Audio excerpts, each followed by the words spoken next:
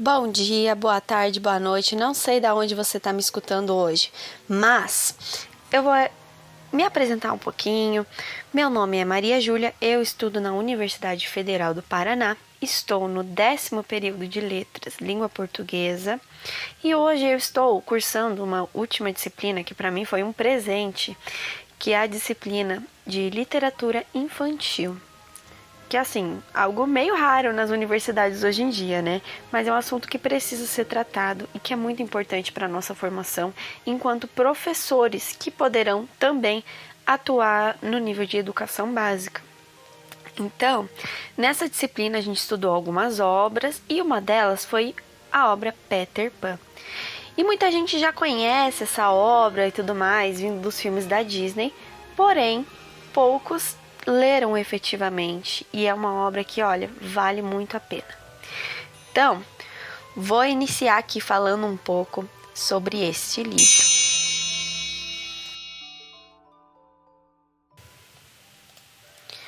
Peter Pan, de J.M. Barrie, é uma das obras literárias mais amadas e estudadas no universo da literatura infanto-juvenil.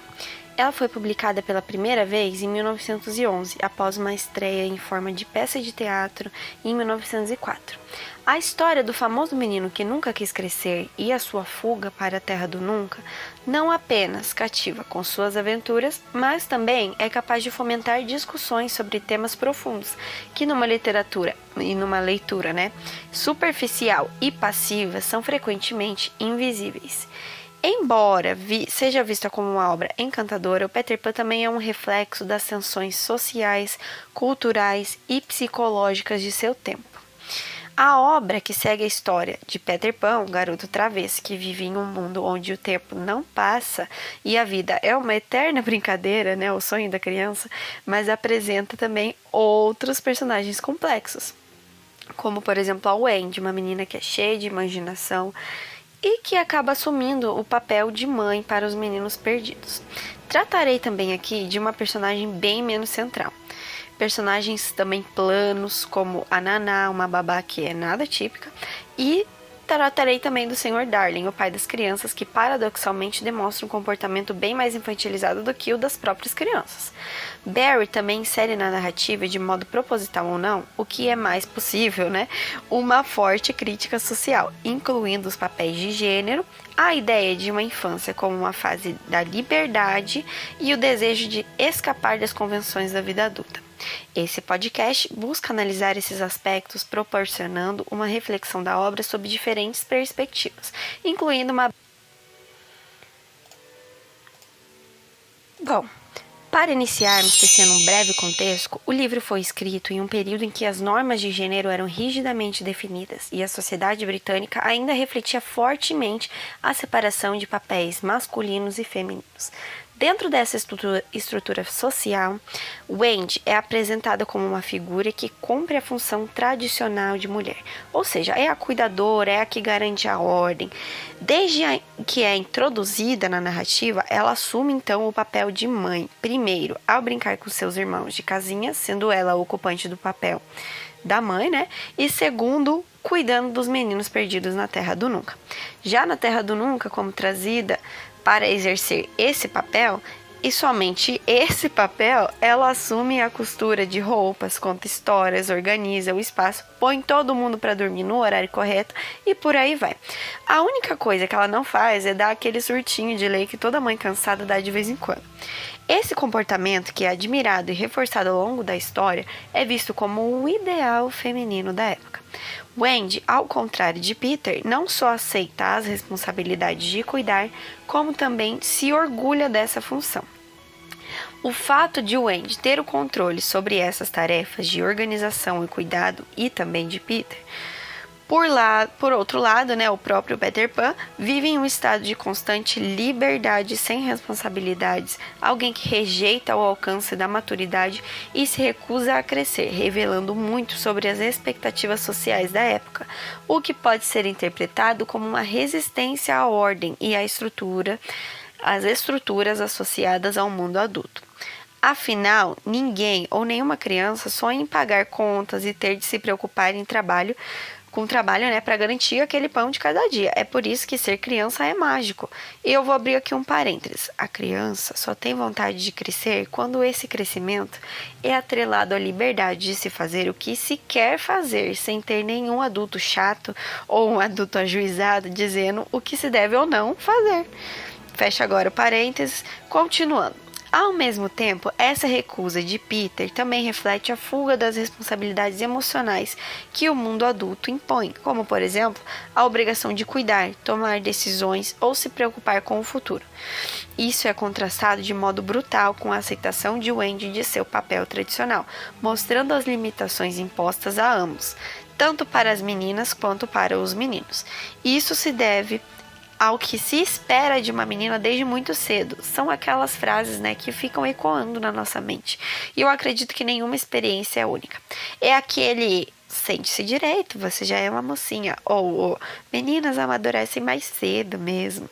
De um jeito ou de outro, de um menino espera-se que seja criança, que se faça besteira uma vez ou outra, que pule, que brinque até cansar. Da menina espera-se submissão, delicadeza e, acima de tudo, responsabilidade, desde muito pequena.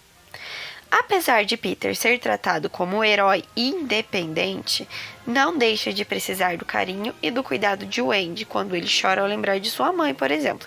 Nesta cena, ele demonstra fragilidade emocional, revela uma vulnerabilidade que se opõe a essa imagem de destemido. Eu voltarei mais adiante para falar mais profundamente sobre essa cena.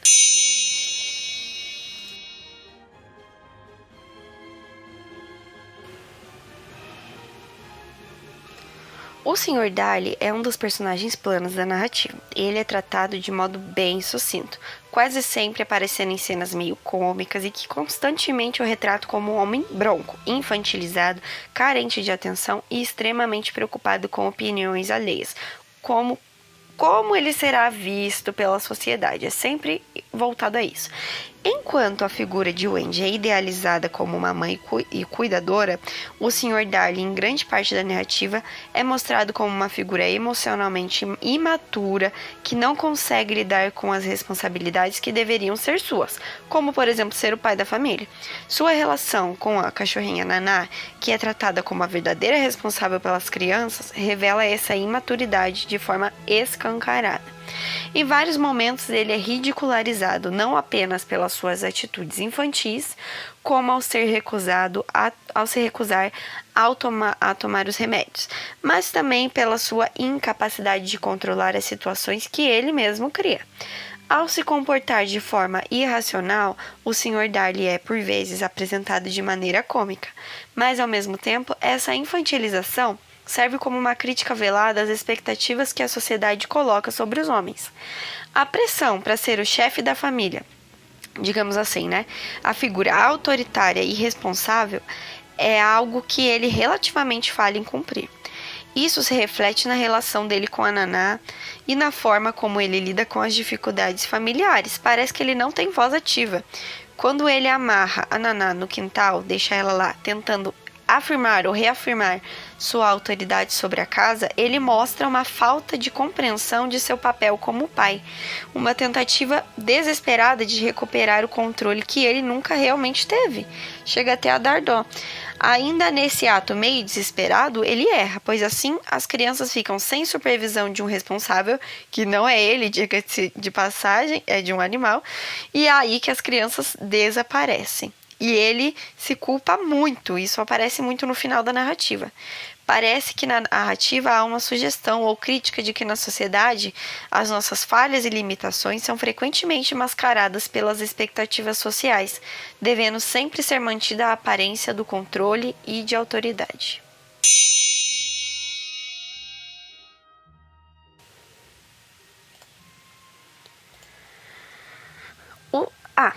Eu falei que a gente ia retornar a isso, não falei? Peter, ele chora algumas vezes na narrativa e o mistério se inicia no capítulo 13, quando o narrador diz que Peter tem muitos sonhos e uns sonhos muito mais dolorosos do que os das outras crianças e que talvez remetam ao enigma de sua existência. Nas palavras do autor, depois é revelado que ele chora ao lembrar de sua mãe. O simbolismo dos sonhos de Peter é fundamental para a compreensão da psique dos personagens, e especialmente dele próprio. O sonho, que aparece como uma experiência meio transcendental, que ele leva a outro plano da narrativa, reflete numa perspectiva freudiana, e Freud fala sobre isso em Interpretação de Sonhos, e explica que os sonhos frequentemente são uma realização disfarçada de desejos reprimidos. A Terra do Nunca em si pode ser interpretada como uma metáfora para o espaço do inconsciente, onde os desejos reprimidos e as emoções não resolvidas ganham forma, é o lugar das possibilidades. Mas Peter, ainda que ele viva nesse lugar maravilhoso e irreal, continua manifestando algumas necessidades encontradas na vida real, como a necessidade, ainda que ele negue, de uma figura que o cuide.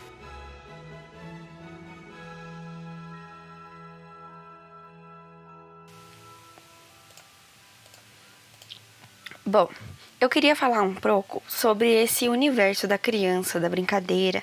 A cena em que o Peter e os meninos perdidos brincam de lutar ou guerrear com os indígenas na Terra do Nunca, e o narrador diz sobre essa versatilidade do grupo em trocar de papéis, para mim é uma preciosidade, é uma graça. Ela fala muito sobre essa identificação que as crianças têm ao ler a história. E o que nós ao lermos também temos, uma vez que já fomos criança. Outro trecho que me encantou está no capítulo 4. É o capítulo 4 chamado O Voo, em que o narrador conta o seguinte. Eu vou ler aqui. A minha versão é a versão da Ciranda Cultural. Vou ler. É que nessa brincadeira, Peter voava bem pertinho da água, mexia na cauda de todo tubarão que passava, do mesmo modo como a gente corre o dedo por uma grade de ferro quando está andando na rua.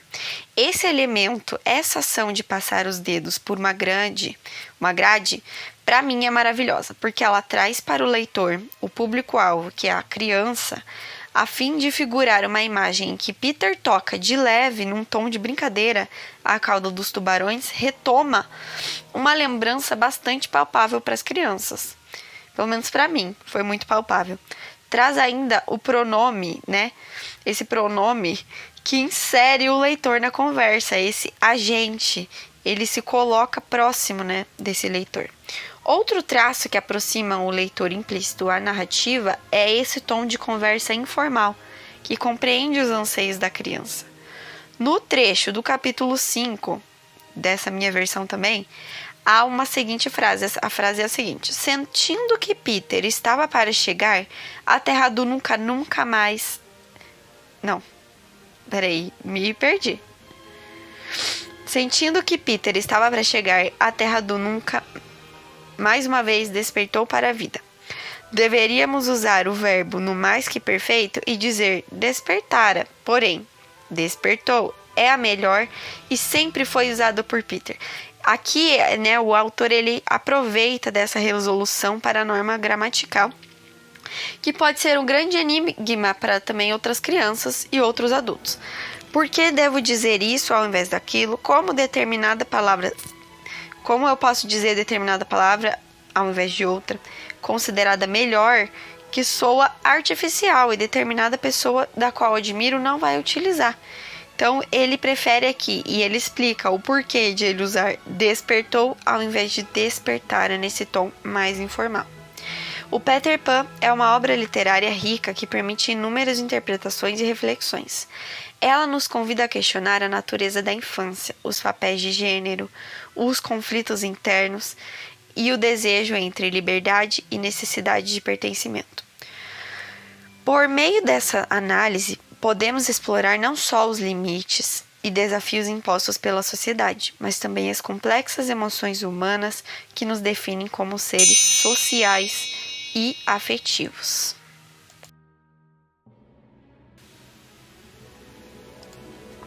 Bom, agora eu queria falar um pouco sobre essa questão da oralidade. A oralidade é atenuante na narrativa.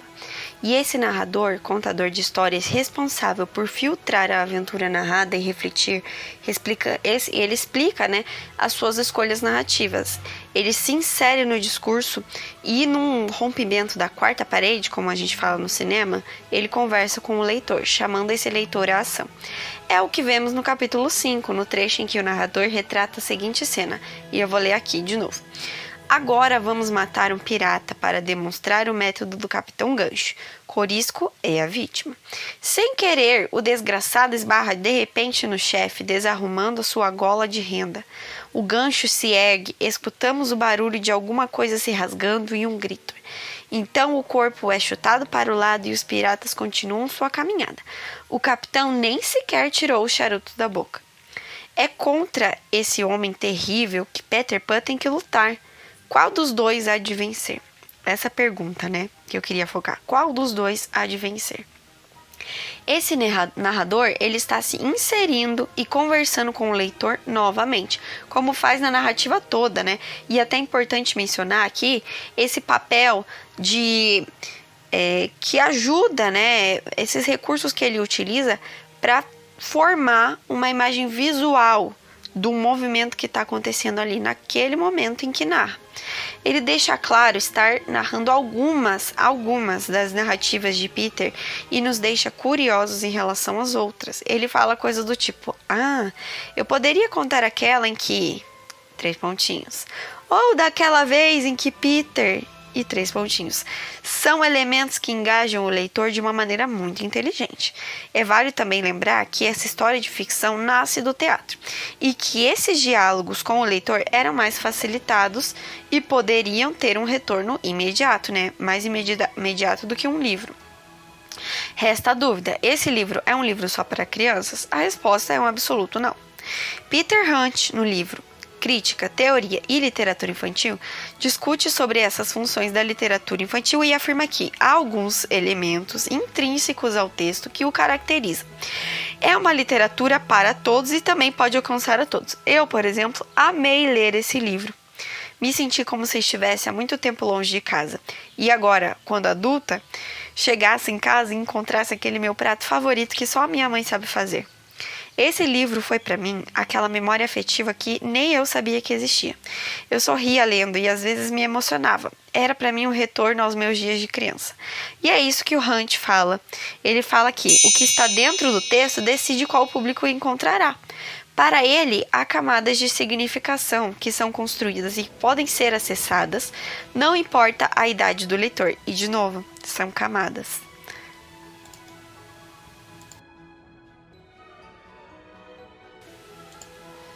Bom, meu apelo é que você, né, professor da escola básica, que você integre esse livro nas suas aulas. Pode ser muito produtivo e eu tenho certeza de que os seus alunos vão amar. A leitura é hiper rápida e fluida. Propõe alguns momentos de leitura em sala de aula e deixe que os alunos tentem continuar a leitura em casa, né? Tentando largar um pouco a mão desse aluno para que ele crie o hábito da leitura. Aquela leitura solitária, né? A leitura sozinho. Defendendo o papel da literatura em sala de aula, o conceito de letramento literário, conforme discutido por exemplo, Rio do Cosson, para ele é fundamental para a formação dos alunos. Vai além da simples decodificação de textos, uma vez que ela envolve a interpretação crítica, a apreciação estética e também a capacidade de relacionar as leituras com a própria vida dos leitores. Você pode ainda propor a dramatização da narrativa em uma peça teatral para o restante da escola, enquanto, ao destrinchar o livro, torna o ambiente propício para que os alunos teçam reflexões críticas autônomas, né, em relação à obra. A verificação da profundidade do que foi retido pelos alunos pode facilmente ser verificada, né, na coerência das opiniões que eles expressam, na maneira como os alunos tentam incorporar os personagens da obra e até mesmo em produções artísticas, como, por exemplo, a produção de um cenário, caso você opte por uma peça teatral, na qual os alunos vão ter que interpretar os elementos visuais delineados na narrativa.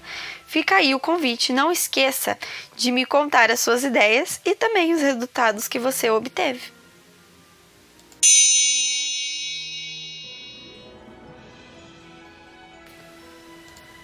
Bom, a nossa conversa fica por aqui. Eu espero que você tenha gostado dessa nossa viagem à Terra do Nunca. Eu, particularmente, sempre tive um fraco pelo Peter Pan.